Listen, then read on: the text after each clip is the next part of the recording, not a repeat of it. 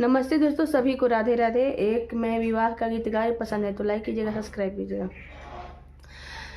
ओह पार गंगा हो, ओह पार जमुना हो, ओह पार गंगा हो, ओह पार जमुना।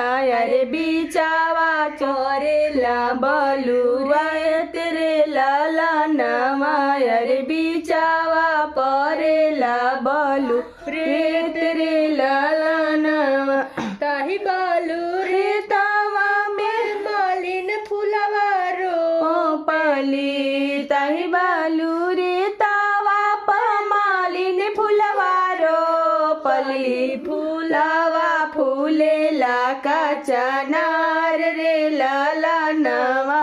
अरे फुलावा फूलेला का चनार रे लाला नवा। फूल लोड़े चालाली बेटी हो कवन बेटी। फूल लोड़े चालाली बेटी हो कवन बेटी। फूलावा बोइले छिहिला रे लाला नवा। अरे फूलावा गइले कुमिला रे लाला नवा। घोड़वा चढ़ल अइले दुल्हा कवन दुल्हा।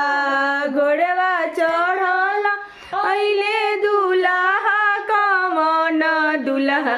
दइले दहिन एक बारे लाला नवा। अरे धइले दहिन एक बारे लाला न।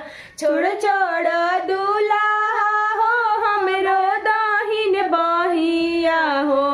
छोड़ छोड़ दुल्हा हो हमरो दहिन बहिया।